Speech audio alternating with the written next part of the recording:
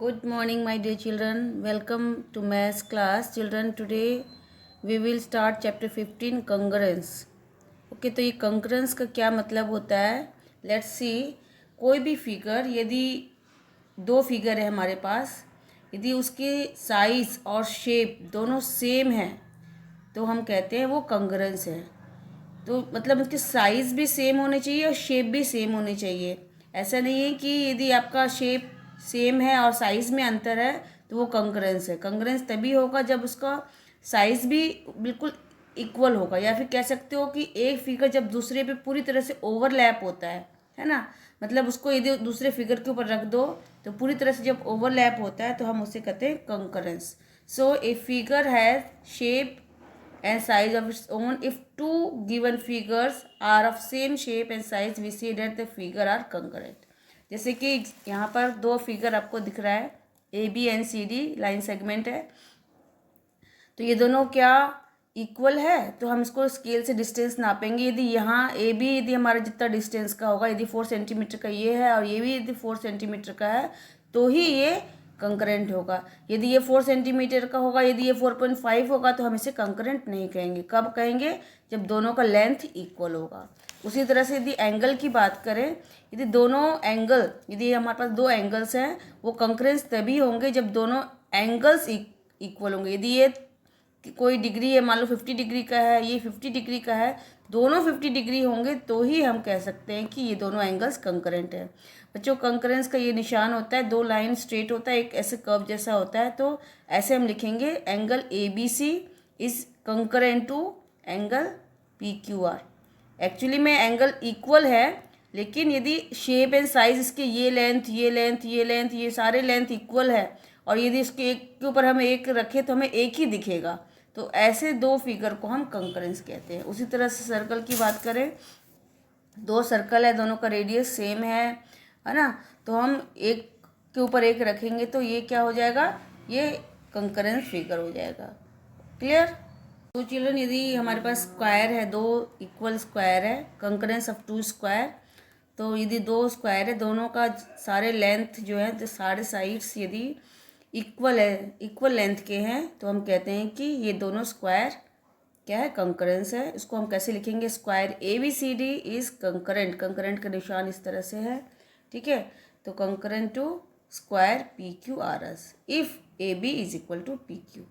ठीक है. मतलब ए बी पी क्यू, क्योंकि साइड सारे स्क्वायर में इक्वल ही होते हैं, इसलिए किसी भी एक साइड्स का यहाँ पर कंसिडर कर दिया गया. ठीक है. और नेक्स्ट है, जैसे आप रेक्टेंगल की बात करें, दो रेक्टेंगल है, ये दोनों कंकरेंस कब होंगे? जब इसका लेंथ और इसका लेंथ इक्वल होगा और इसका ब्रेथ और इसका ब्रेथ जो है इक्वल होगा. तो हम कैसे लिखेंगे? Rectangle A B C D is congruent to rectangle P Q R S if A B is equal to P Q, A B is equal to P Q and A D equal to P S. ये आपको पूरा इस तरह से लिख के show करना है. Hope it is clear. Children, now we will understand congruence of triangle.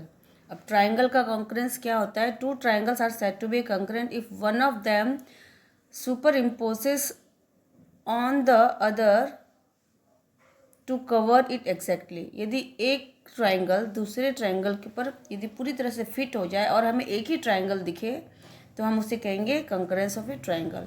जैसे यहाँ पे एक फिगर दिया हुआ है, इसमें देख सकते हो ये एंगल इक्वल होना चाहिए, है ना. इसका ये एंगल इक्वल होना चाहिए, ये एंगल इक्वल है. तो मतलब सारे एंगल्स के एक एक जोड़े बन रहे हैं ना.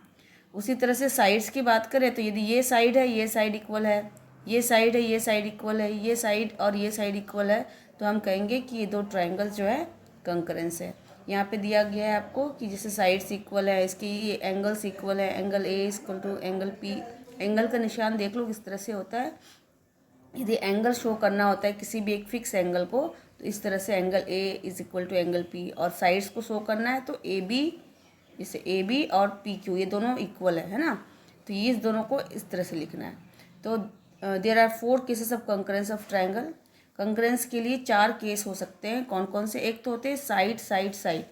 मतलब यदि किसी भी दो ट्राइंगल के तीनों साइड्स इक्वल है ना, तो उसे कहेंगे कि वो साइड साइड साइड रूल से इक्वल है.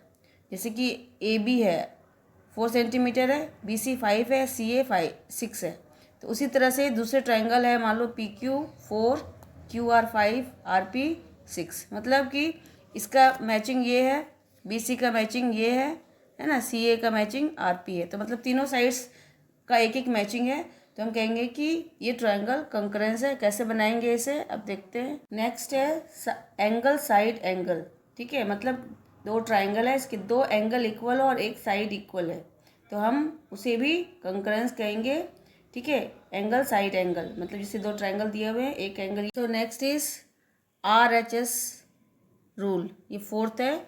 4 रूल हमने कंकरेंस ऑफ ट्राइंगल के पढ़े, इसमें फोर्थ हमें RHS रूल। इसमें क्या है, एक एंगल जो है 90 डिग्री का होगा और दो साइड्स उसके इक्वल होंगे। जैसे ये साइड्स है, ये साइड्स है, ये दोनों इक्वल है, ये भी हो सकता है, ये दोनों इक्वल भी हो सकता है, और यह एक हाइपोटेनस है, ठीक है। कोई भी दो साइड्स और एक एंगल 90 डिग्री का हो तो हम उसे कहते हैं RHS rule. Now we will do some questions regarding this congruency, let's see how. So चलो let's do some questions regarding congruence. यहाँ क्वेश्चन दिया हुआ है कि ये दो ट्राइंगल है ABC एंड PQR, जो कि जिसमें AB और PQ इक्वल है। जैसे कि मैंने ये दो ट्राइंगल बनाया हुआ है, ठीक है। इसमें दिया हुआ है एंगल B और एंगल Q 90 डिग्री है, इसलिए मैंने इस तरह से स्ट्रेट 90 डिग्री का एक रफ फिगर आपको बना के दिखाया है। एंगल B और एंगल Q जो है 90 डिग्री का है, और AB is equal to PQ, जैसे AB is equal to PQ है, तो ये मैंने यहाँ पर शो कर दिया है। And BC equal to QR, BC equal to QR, ठीक है। इस तरह से इक्वल दिया हुआ है क्वेश्चन में। हमें ये फाइंड आउट करना है whether the triangles in each pair are congruent और नॉट। ये दोनों ट्राइंगल्स कंकरेंट होंगे तो हमारे रूल्स के अकॉर्डिंग, हम जानते हैं ये 4 रूल्स हमने पढ़े हैं, तो उसमें से देखते हैं कौन सा फॉलो होगा। यहाँ पर AB इक्वल टू PQ है, AB इक्वल टू PQ है, BC equal to QR, BC equal to QR, और angle B angle Q equal है जो कि 90 डिग्री है। डेट मीन्स इसमें दो साइड और एक एंगल इक्वल है, SAS बाय। क्वेश्चन F है, in the figure BC equal to CD, ये फिगर शो किया हुआ है। इसमें क्या है, BC और CD इक्वल शो किया है, जो कि मैंने स्ट्रेट लाइन से दिखा दिया है। And angle BCA is equal to angle ACD। Angle BCA को मैंने एंगल 1 मान लिया है, एंड ACD एंगल 2 मान लिया है इसको, ठीक है। मैंने नंबर में शो कर दिया इसको। प्रूव डैट ये दोनों ट्राइंगल जो है कंकरेंट है। तो इस ट्राइंगल में देखो 3 चीज़ इक्वल होनी चाहिए, रूल के हिसाब से इन चारों में से कोई एक रूल फॉलो करना चाहिए। तो हम देखेंगे कि क्या है, BC और CD इक्वल गिवन है ना, ये क्वेश्चन में ही ऑलरेडी दिया हुआ है। और एक एंगल A और एंगल 1 और एंगल 2 इक्वल है, जो कि इसमें ही गिवन है ये, ठीक है। और एक चीज़ ये है कि एंगल AC साइड AC जो है ये दोनों के लिए है, मतलब इस ट्राइंगल के लिए भी है, इस ट्राइंगल के लिए भी है। तो हम कह सकते हैं AC is equal to AC common है ना। तो हम कह सकते हैं ये साइड जो है दोनों के लिए कॉमन है, मतलब सेम है। तो हम कहेंगे कि दो साइड और एक एंगल इक्वल है, that means by SAS congruence condition the 2 triangles are congruent. Okay, so इस तरह से कंकरेंस क्वेश्चंस आप कर सकते हो। Thank you.